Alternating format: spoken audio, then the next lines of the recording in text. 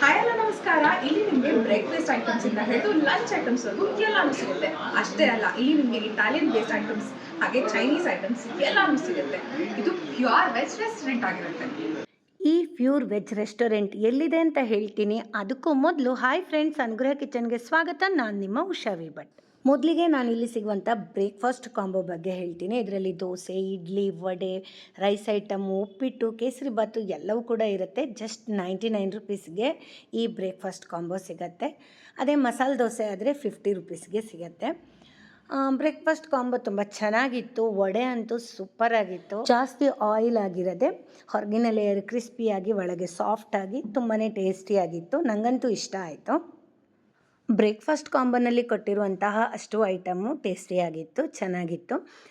ಇನ್ನು ಮಧ್ಯಾಹ್ನದ ಹೊತ್ತಲ್ಲಿ ಲಂಚ್ ಥಾಲಿ ಇರುತ್ತೆ, ಸೌತ್ ಇಂಡಿಯನ್ ಲಂಚ್ ಥಾಲಿ ಇರುತ್ತೆ. ಅದು ಕೂಡ ಚೆನ್ನಾಗಿದೆ. ಪೂರಿ, ಅನ್ನ, ಹಾಗೆ ಸೆಂಡಿಗೆ, ರಸಮ್, ಸಾಂಬಾರು ಎಲ್ಲನೂ ಇನ್ಕ್ಲೂಡ್ ಆಗಿದ್ದು ಕೇವಲ 90 ರುಪೀಸ್ಗೆ ಸಿಗುತ್ತೆ. ಹಾಗೆ ನೀವೇನಾದರೂ ಬಿರಿಯಾನಿ ಲವರ್ಸ್ ಆಗಿದ್ದರೆ ಇಲ್ಲಿ 2 ಬಿರಿಯಾನಿ ತಗೊಂಡ್ರೆ 1 ಬಿರಿಯಾನಿನ ಫ್ರೀಯಾಗಿ ಕೊಡ್ತಾರೆ. ಫಿಲ್ಟರ್ ಕಾಫಿ ಕೂಡ ಸಖತ್ತಾಗಿತ್ತು. ಇಲ್ಲಿ ಸಿಗುವಂಥ ಹೆಚ್ಚಿನ ಫುಡ್ಡು 100, 110 ಒಳಗಡೆನೇ ಇದೆ. ಹಾಗಂತ ಹೇಳಿ ಫುಡ್ಡಿನ ಟೇಸ್ಟ್ ಆಗಲಿ ಕ್ವಾಲಿಟಿನಲ್ಲಾಗಲಿ ಯಾವುದೇ ಕಾಂಪ್ರಮೈಸ್ ಇಲ್ಲ.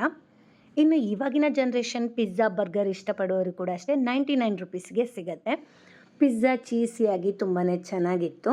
ಈ ರೆಸ್ಟೋರೆಂಟಲ್ಲಿ ಕೆಳಗಡೆ ಸೆಲ್ಫ್ ಸರ್ವಿಸ್ ಇದ್ದರೆ, ಮೇಲ್ಗಡೆ ಫೈನ್ ಡೈನಿಂಗ್ ಇದ್ದು ಕೂತ್ಕೊಳ್ಳೋದಕ್ಕೆ ಬೇಕಾದಷ್ಟು ಜಾಗ ಇದೆ.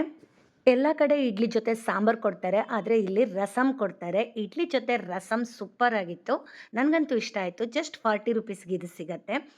Fried rice, noodles, manchurian, fries ಅಂತ ಹೇಳಿ ಒಂದು ಚೈನೀಸ್ ಕಾಂಬೋ ಕೊಡ್ತಾರೆ. ಇದು ಕೂಡ ಜಸ್ಟ್ 110 ರುಪೀಸ್ಗೆ ಸಿಗುತ್ತೆ. ಇಲ್ಲಿ ಕಾಂಬೋ ಮಾತ್ರ ಅಲ್ಲದೆ ಸಪ್ರೇಟಾಗಿ ನೀವು ಏನಾದರೂ ಬೇಕಿದ್ರೂ ಕೂಡ ಆರ್ಡ್ರ್ ಮಾಡಿಕೊಂಡು ತಿನ್ನಬಹುದು. ಈ ಪಾಕೆಟ್ ಫ್ರೆಂಡ್ಲಿ ಹೋಟೆಲ್ ಎಲ್ಲಿದೆ ಅಂತ ಕೇಳಿದರೆ, ಇದು Koramangala 3rd block BDA complex opposite ಇರುವಂಥದ್ದು. ಶ್ರೀ ರಾಘವೇಂದ್ರ ವೈಭವ ಅಂತ ವೆಮನ ಇನ್ಸ್ಟಿಟ್ಯೂಟ್ ಪಕ್ಕನೇ ಇದೆ.